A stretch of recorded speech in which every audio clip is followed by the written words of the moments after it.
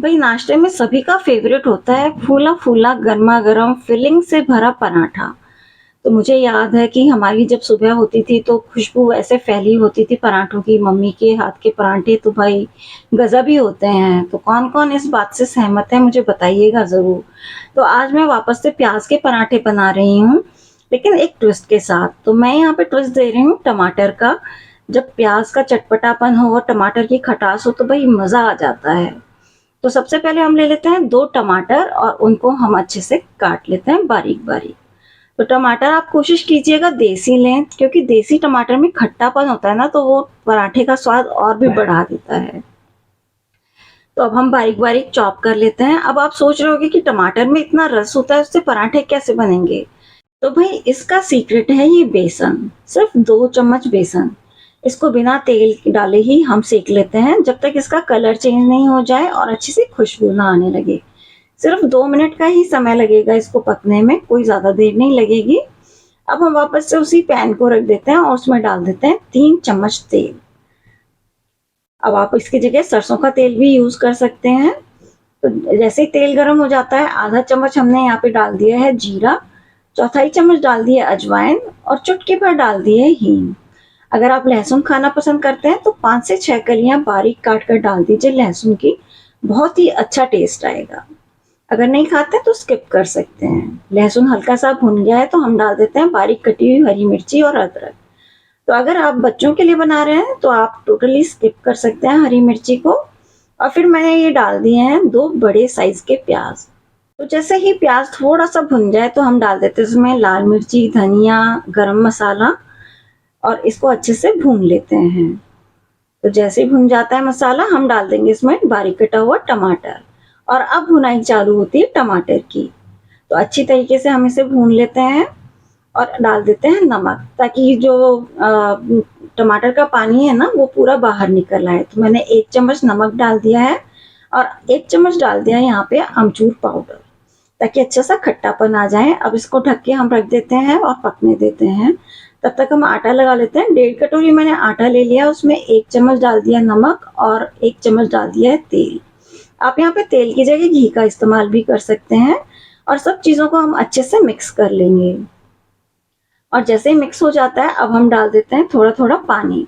और पानी डाल के एक एक बिल्कुल ना ढीला सा डो बनाएंगे, क्योंकि जब भी हमें भरमा पराठा बनाना हो तो हमेशा थोड़ा सा लूज आटा गूंदिए, क्योंकि हम फिलिंग भरते हैं तो एक तो फिलिंग भरने में ही दिक्कत आ जाती है और फिर जब हम बेलते हैं ना तो फट जाते हैं। तो ये सब ना हो इस वजह से ना आप आटे को थोड़ा सा ना ढीला गूंदिए और अच्छे से गूंदिए। 2-4 बार मसल मसल कर ना अच्छे से उसको थपकी दीजिए, तभी आटा ना अच्छा सा लचीला हो जाता है। तो लीजिए, देखिए आटा हमारा तैयार हो गया है। अब हम इसे ढककर रख देते हैं 10 मिनट के लिए। जब तक आटा हमारा तैयार हो रहा है, इधर हम चटनी चेक कर लेते हैं फिलिंग को। तो देखिए क्या बढ़िया से फिलिंग हमारी बन गई है। टमाटर हमारे बिल्कुल मैश हो गए हैं और स्पैचुला की मदद से भी मैंने मैश कर लिया है। थोड़ी सी चीनी डाल दी है ताकि वो खट्टापन बैलेंस कर दे, लेकिन आप नहीं पसंद करते हो तो ना डालें। और बेसन भी डाल दिया है, तो देखिए पूरा मॉइस्चर सूख गया है। लास्ट में हम डाल देते हैं इसमें हरा धनिया। तो हरे धनिया के बगैर तो पराठे का मज़ा ही नहीं है, तो खूब सारा हरा धनिया डालिए। और बस ये देखिए बिल्कुल सूखी सूखी सी हमारी फिलिंग बन के तैयार हो गई है। अब लेते हैं एक बड़ा सा पेड़ा और देखिए इतना बड़ा, और उसकी एक कटोरी जैसी बना लेते हैं, क्योंकि इस कटोरी के बीच में ही हम फिलिंग को रखने वाले हैं। तो हम साइड के जो किनारे हैं उनको थोड़ा सा पतला कर लेंगे और बीच थोड़ा मोटा रखेंगे और फिर खूब सारी फिलिंग डालेंगे।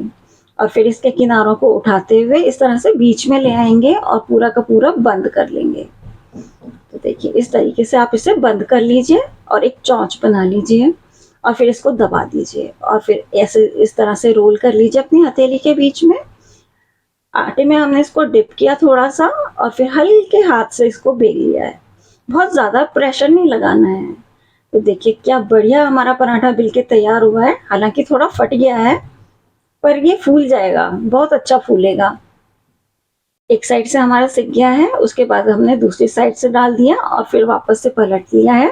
तो इस साइड से अच्छे से सिक गया, तो इधर की तरफ से ही हम इसमें तेल डालते हैं और अच्छे से तेल डालते हुए हल्का हल्का सेकते जाते हैं। देखिए अभी से पराठा फूलने लग गया, हालाँकि ये फटा हुआ है। तो आप मुझे कमेंट बॉक्स में बताइएगा ज़रूर कि जब भरमा पराठे बनाते हैं तो किस-किस का फटता है।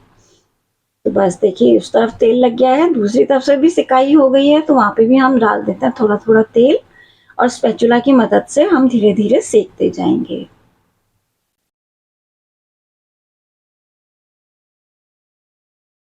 देखिए क्या शानदार हमारा पराठा सिक गया है और ये देखिए बिल्कुल फूल गया है पराठा, एकदम गुब्बारे जैसा। तो पराठा खाने का मज़ा तभी है जब वो फूले और उसकी दोनों परतें ना अलग-अलग हो जाती हैं। तो ये लीजिए हमारा क्रिस्पी पराठा तैयार हो गया है, चटपटा सा। इसी तरीके से हम दूसरा पराठा भी सेक लेते हैं। तो आप देख पा रहे हैं कितना क्रिस्पी पराठा बनके तैयार हुआ है।